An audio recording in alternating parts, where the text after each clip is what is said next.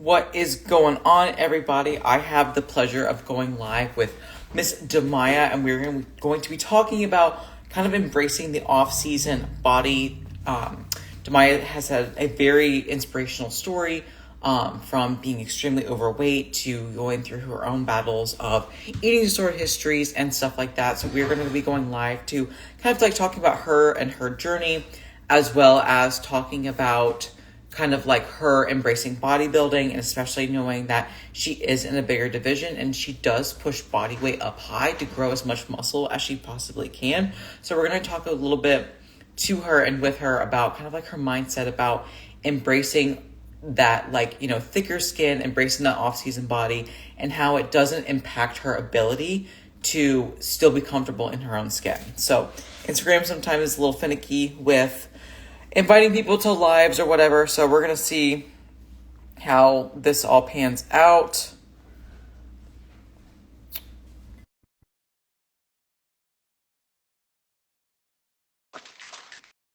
Hope everyone's having a swell day so far.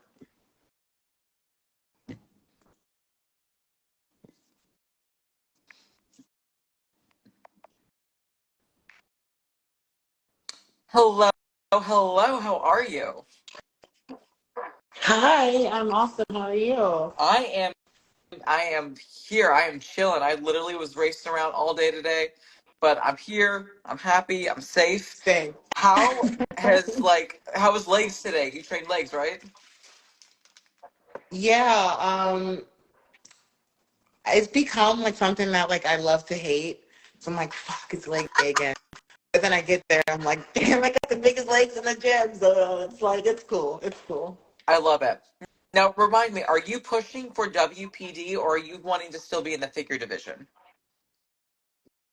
No, so I started off in figure, and I think like starting off, I was like, I going to be WPD. I was going to work my way up.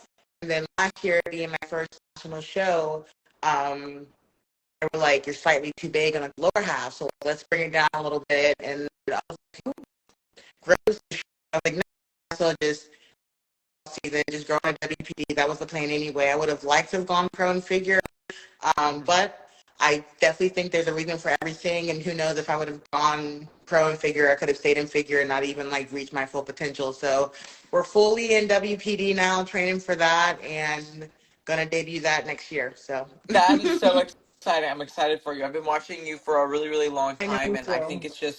it's so inspirational that you are willing to embrace just loving your body in any season, but also like you and I have very similar stories. Like we used to be very overweight, very unhealthy, and then because we were so overweight, so unhealthy, we flipped to the other spectrum and we wanted to be as small as possible, and that Yeah. has its own mental demons. And I'd love to kind of hear about you and your story and kind of like your mental battles with accepting, like, you're being overweight to then being as small as possible to then like embracing bodybuilding for what it truly is and building up your body. But I'd love to hear from you. Yeah. So it is, I would say, a long story. We can sum it up. It's kind of sad, but again, I wouldn't take anything back that happened to me because, it definitely made me who I am today. But being overweight pretty much my life was never really academic drama, kid, choir, band, all that stuff. So it didn't really hit me that I was like overweight until I graduated and I wasn't like in all these clubs and stuff. And I was just sitting with myself and I was like, shit, you don't like how you look. Hmm. So there was like, I remember it was like, I stepped on the scale just for shits and giggles and it like said 302.8. And I was like, you're 300 pounds. And it was just like, I don't know what about that number. It really settled on me, and I was just like depressed about that. Um, and then mentally started, just like talking really bad about myself, which is something that I never used to do because I didn't really notice it. But I was just really down on myself mentally. It got to a point to where I was like, if I don't even love myself, who in this world is also going to Mm. body. So I tried to commit suicide. Clearly, that did not work. Just because I Thankfully. hated who I was, Thankfully. skin I was in. Yeah, thankfully. So, as soon as I didn't work, and I was like, okay, well, we can't stay in this body that you hate, so we got to do something about it. So at the time I worked at an Arby's, so I was like, you know what, let me just like surround myself with health and wellness. So I quit that job. I got a job at Planet Fitness. So I was like, not there. So, which is why when people hate Planet Fitness, I was like, listen, like it has its place in everyone's journey. I feel like that's where I started, I did doing too. cardio, like, yes, and I definitely get their model. Like it is very intimidating, going into a gym and you don't know what they're doing. You're watching things. So it's just like I slowly but surely, got from there. I would say from 2018 to 19, I lost 150 pounds that year. I'm in a very unhealthy way. It was eat less, do more, which is where the super skinny part came out of. Because I mean, I was doing hours on hours and hours of cardio a day, and then like my meals became smaller, and then they became less frequent, and then it was just, how long can I go eating? And like I felt like shit. My hair was falling out. I was cold all the time, but I was losing weight, and I was like, people were noticing. I was like, we're gonna keep doing this. And then, going to the doctors, they were like, if you don't fix this, you have some serious issues. And I was like, dude, like, last time I was too fat. I'm too skinny. Like, what do you want from me? So, of course, just feeling just weak physically, I was like, okay, I got to do something about this because I can't live like this. So I was a little trainer at the Planet Fitness. Sweet old lady, just like taught me how to do weightlifting and things of that sort. So I started getting into that. And then there was another woman who was always in Planet Fitness, older woman who looked great. And I was like, how do you look like this all the time? And of course, I'm not going to like name names, but she was like, oh, you know what I do? I eat what I want. And I just throw it up and it's super easy. And I was like, that's a thing? She's like, and like, look at me. So I was like, so then, of course, that's where eating disorders came from, to where like, if I can eat what I want, do that, and stay skinny, why not? So, of course, that became a part of my identity. Like anything I ate, didn't matter if it was healthy or not, I was like, this is going to make me fat. So then the fear around food, came, and that was a battle, years trying to get rid of. Of course, still not feeling the best that I could and feeling weak. I was like, okay, like this is 3 years now. I got to do something to where I'm feeling good in my body. So of course, stop doing that. I'm kind of like self-taught myself, and definitely, back in 2016, 17, 18, 19, there wasn't even a lot of information on like how to be healthy. Because if you Googled like how to lose weight, it was like, don't eat dairy, don't eat meat, eat meat, don't eat. And I'm like, okay, what is going on? So, kind of just a lot of trial and error on just like what fit for my body, trying to be happy and healthy. I kind of just like taught myself. After I lost my weight, I worked at a Lifetime Fitness at the time, and they were like, you train hard, you should do a bodybuilding show. And I was like, that's not me. I just lost weight. Like, I'm not into doing things like that. And I was like, just try it. So I did a little natural show. Really didn't have that much maturity. I just lost weight, but I was like, I don't know, maybe I could do well. I think I got like third. I was like, oh, that's kind of cool. And then I ended up running into a woman named Liv Ross. I don't know if you know her. Angela Broadway. She's a figure pro. We found her on Instagram, and like at the time, she was like the strongest woman I've ever seen in my life. She had muscles. She said, like, yo, that's dope. I was like, oh my gosh, like, how would you do that? And we were just chit-chatting like Instagram, and I was like, I want to do that. I was like, I would love to look strong and still feminine at the same time. I didn't know that was a thing. So then I kind of hired her as my coach, and she taught me how to train, how to eat. And from there, I was like, yo, this feels good. I feel good. Backstory, my mom and my dad were both basketball players. So I have genetics. I was like a D1 bred baby. So it's like muscle just started coming on real quickly. It's a little flex when people are like, oh, she's on steroids. And I was like, no, I just picked up a dumbbell. But I realized I was good at bodybuilding. You know, if I had proper nutrition and knew how to lift, muscle was being put on. And I was like, oh my gosh. So kind of from that experience, I wasn't someone who was super eager to get on stage. My mindset around it was like, put the muscle on first. So when you do finally pop out, people are like, yo, where the hell did this girl come from? And that's exactly kind of what happened. I moved to Texas because I was like, I need to just engulf myself in everything bodybuilding. You know, got connected with the right people. Bodybuilding was like my life. It still is today. Of course, I also have like a job. I have to have a balance with, but life from 2020 to 2022. And it's kind of just like grown from there. It has definitely taught me how to live myself. It has definitely bettered my relationship with food. Well, of course, post-show stuff, binging, things of that sort. You know, I feel like all bodybuilders kind of go through the roller coasters with that. But at the end of the day, like I remember I got into this for the longevity of my health, and I'm like I'm to the point to where I'm like, yeah, this food tastes good, yeah, but like I also care about me and my health. Um, so it has like advanced my relationship with food.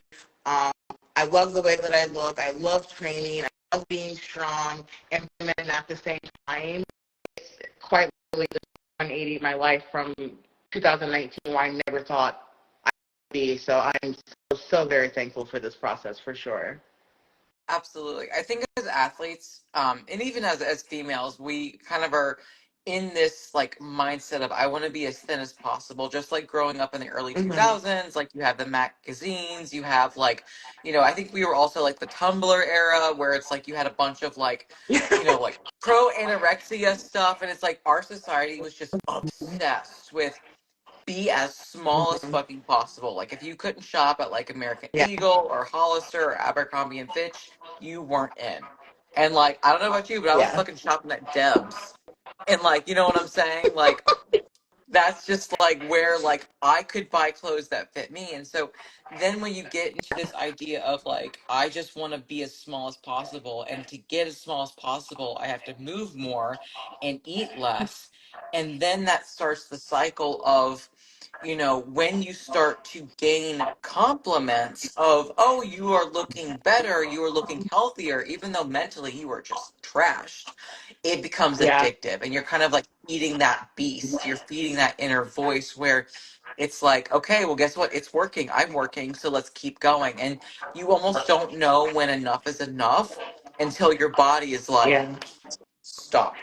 Right. Yeah. And then it's like you feel broken in another avenue, another aspect. And thankfully, a lot of us get to the point where we get tired of wanting to be as small as possible. And we're like, well, I want to be as strong as possible. So, how can I express like my athletic nature and be strong and feel capable? And I think a lot of us turn to bodybuilding. And then, of course, that has its own like tests and tribulations in a lot of ways, because then we get into even greater body dysmorphia, or maybe we even struggle Mm-hmm. because this sport is so extreme of contest prep lean, you are crazy shredded, crazy low food, crazy cardio, and then on the opposite end of off-season bodies, because we are no longer stage lean and we don't maybe feel worthy because we have like an ounce of body fat on us, then a lot of us get so Mm-hmm. uncomfortable in our off season where we just want to continually prep because we want to continuously be small again, which is the whole point. A lot of us got into this sport was to no longer feel small. So it's almost kind of like coming back round circle. But what I love about you and your journey, that ain't you. You're like, listen, I don't even really like competing that Mm-hmm. much. I don't like stepping on stage. I just like being strong. I like being big. So like I would love for you to kind of just tell maybe what goes on in your head or your revelation, or maybe how you like to body build different than a lot of female athletes out here, because you're like, yo, I'm a happy bitch in my off season. I'm strong. I'm fueled for success. Who cares if I have more cushion for the push in? Like I'm thriving. So, like I said before, I mean, competing is expensive. I don't care if you got sponsors or not. It's fucking expensive, for one. For two, much as it gives, it takes. Not only from yourself, but I mean, your coworkers, your friends. It takes a village, to do all of this, and sacrifices from everyone, Mhm. their understanding. Um, and I definitely wouldn't be able to do bodybuilding without my village. So I'm like, okay, how fair is it of me to take such extreme sport and expect everyone to also follow along? I'm also not someone who has 10, 12, 14 week preps. No, like, I, bitch, it takes me about 20, 22 get lean. Um, of course, I'm not like a prepzilla the entire time. Party, I don't really want to hang out. Those things come into play as well.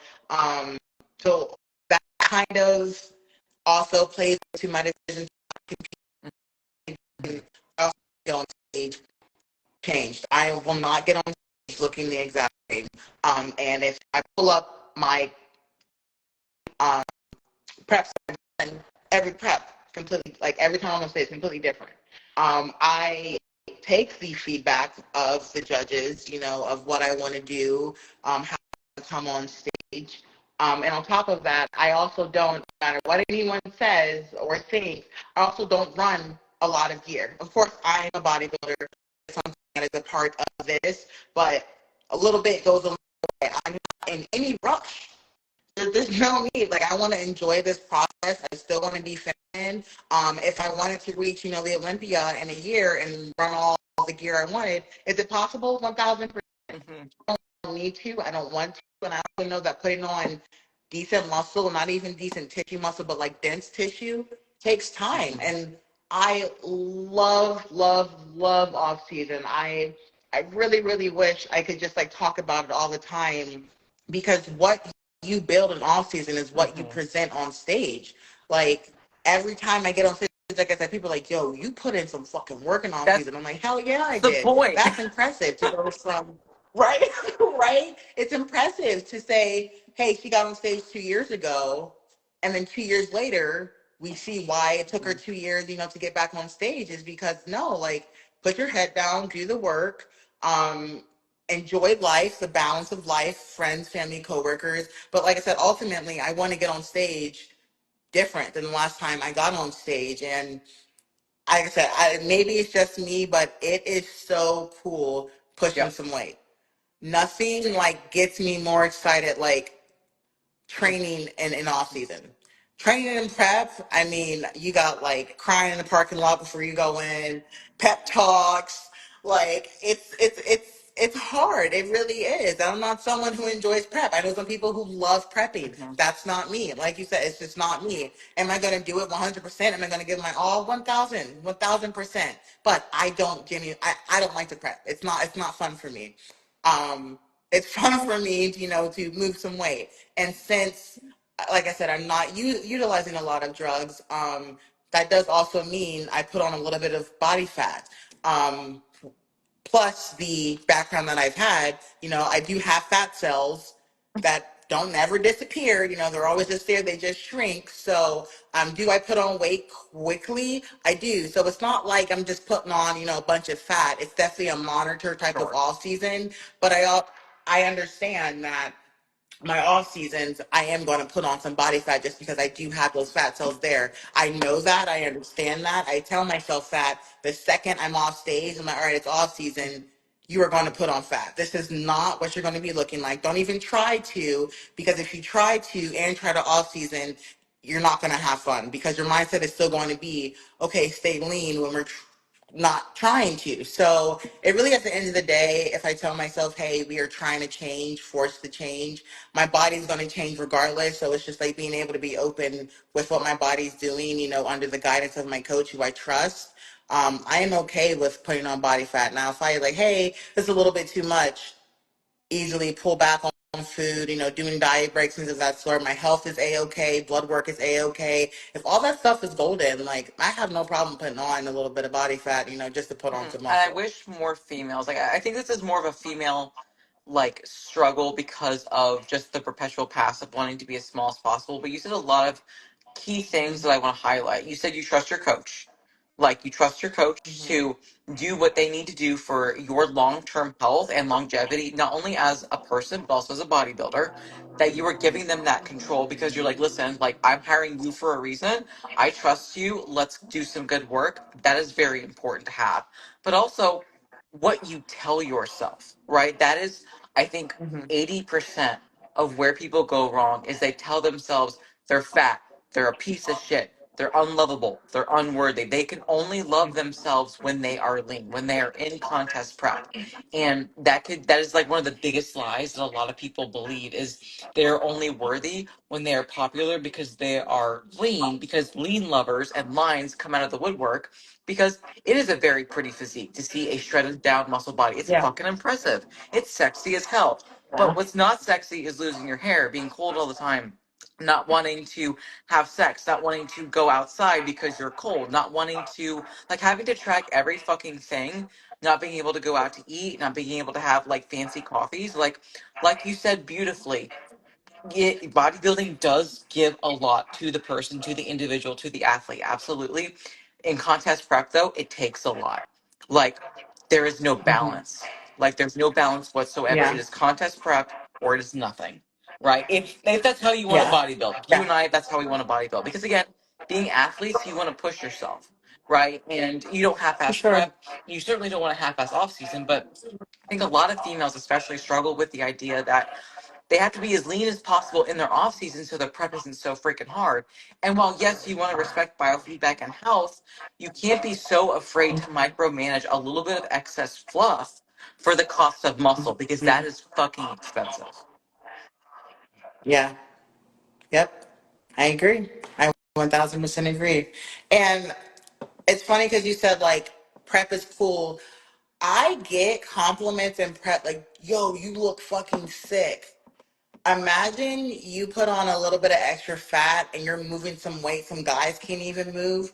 And they're like, yo, that's fucking sick. I'm like, like it's cool to be Yeah, strong too. Like people are peeping. Like, of course, I'm watching myself in the mirror, and I get done. I'm watching my videos. I was like, oh, so everyone just watched me do that. But they're like, my training partner's like, yeah, dude, do you not understand that? Like, that's not normal. And it's not normal for a girl to be moving that. And you just did it for like 12. Like, it's cool to be strong. And like, people watch and people compliment that as well. So I'm like, it's like, there's definitely ways to both be cool. Like, it's cool to be strong. If you're in the gym, other people are like minded to be strong. So if you're a strong one in the gym, you're also going to get compliments. So work hard enough to also get compliments in off season too. exactly. And Like, I that's cool. think that's so important. I swear, between you and then my best friend, Meg, Santa Barbara, like I get hyped for y'all's training videos because like y'all are big bitches moving big bitch weight, and like, listen, I love my husband. Yeah. He's a normal person. He's not a bodybuilder. Y'all lift more weight than him, and he's like that's impressive as fuck. Like he is 6'2", 180 pounds. He is strong. He is healthy. He goes to the gym. But y'all move more weight than him, and we both are like watching y'all's videos. I'm like, look at this bitch. I want to be like her, right? And like, I'm never gonna look like you. I'm never gonna look like her. But at the same time, like, yeah, that's right, Meg. Big bitches unite. But like, dude, I such love her. I a love good her. fucking person. Yeah. Love you both to pieces. But still, though, like, I also have to be realistic what I'm able to do. But I'm gonna push myself as hard as I can fucking push myself. I might never be able to fucking hack squat 5 plates like y'all. But yo, if I hack squat like two, three, thrilled, right? Because like that's me and my Yeah. strength. And I feel like some people just Yeah. like get so caught up in looks that they forget about performance. And Mm-hmm. like you're an athlete. Mm-hmm. Like any bitch can Mm-hmm. diet. Like that doesn't take skill, that takes dedication. But like the Yes. skill is in lifting. That's where you develop that confidence. You develop your muscle, you develop the physique. Mm-hmm. That's important. Yeah, I agree. I love that. I love that you said that. That was like icing on the cake for sure. I love it. I love it. Do you have any advice maybe to that you would either maybe give yourself when you were wanting to be as small as possible, or maybe to a newer athlete that is struggling to embrace their off-season body? Like, is there any piece of advice you would like to give to just maybe either comfort or persuade to push to help them kind of develop that off-season is good, you need to do it? Hmm. It definitely Comparison is the thief Mhm. of joy. That is something I have written everywhere, post-it notes in my car, in my bedroom, at work, on my phone. I'm not going to sit here and say I'm always like, yeah, bitch, you look good. No, there are many people who look fantastic in their off season. I'm like, dang, they have no belly fat. They just hold their butt, their thighs. I'm like, that looks awesome. And, then I'm looking at myself. I'm like, gosh, like I feel fat. I look fat. Um, and then I gotta, go through my little phase. I'm like, you know what? Your blood work is fine. You feel good. You're happy. You weren't unhappy until you saw that Yeah. other person. So, we do live in a world of social media, so that's bound to happen. But just know that you can admire someone's physique. Acknowledge that they look good, that they train hard, but you have no clue, what they're doing, what phase they're in their journey. You really got to focus, hone in on you, what you're doing, making sure that you're hitting all of your boxes, checking all your boxes, and Mhm. stop comparing yourself. I 1000% know that I held myself back in certain off seasons or just the negative self talk just because I was like, man, I don't look like so and so. Why can't I look like this? Oh my gosh, she looks. And that's just stealing energy away that I could be giving to myself. So, like, stop comparing yourself. It sucks all the joy out of you and leaves you empty. So, it doesn't matter if you're a high end athlete or an amateur, comparison is the thief I of agree. joy. I agree. And if you're going to compare your personal best right now to where you first started. Yeah. Because I guarantee you that girl that you compare yourself to would be just, she would probably cry. She would be flabbergasted. She almost wouldn't believe what she saw. Because what happened is that girl created something. Right. And if you were going to Hmm. compare that, because that isn't going to suck Hmm. joy. That's going to give you more. That's going to give you pride. It's going to give you Yeah. confidence, right? Like the 16-year-old girl that was me, that was 260 pounds, ain't no way that she'd look at me now and be like, that's me. I did that. I created that. Like, there's no way. And the same way goes for you. Like, the girl that you were, looking at the woman that you've become, they're like, she probably would cry. She probably would be like, am I being punked? You know what I'm saying? But, like, that is so important to understand that, like, you create your future by living in the Yeah. presence, right? So stop trying to live in the future by like, oh, I wish I was in prep. I wish I was in prep. Like, embrace where you're at right now. Meet yourself where you're at right now. Appreciate your journey, Hmm. but also like look forward to the future by taking the right steps today. Yes. Yes. Snaps and claps. That Girl, was thank you. Any final thoughts or words of wisdom that you want to give before we wrap this up? um not really for me, but like I want to know what's going on with you. What's the plans with you, girlfriend? So we're just trying to grow a booty. We're trying to grow some legs. So I'm hitting legs 3 days a week. So I know you said you were hitting legs twice, and I was like, that's cute. But no, um, we're likely to be looking to prep sometime next year, early next year. It'll be 5.5 years, not Nice. quite 6 years away from stage. Wow. Are you I excited? am, but I'm also like you. Like I could stay here forever. Like I love Yeah. growing muscle. I love feeling good. I love the Hmm. balance. Like I love just being able to be me. Because there's a difference between Hmm. off season you and contest prep you. Like it takes For away sure. from you just because of the nature of the sport. Like restriction Hmm. restricts. But like off season, like I love talking with my hands. I love going on dates with my husband. Like I just Yeah. love living life. So it's like, I know that it will be good for me to compete. I am absolutely excited to step on stage and to present, a better physique, a better version of me.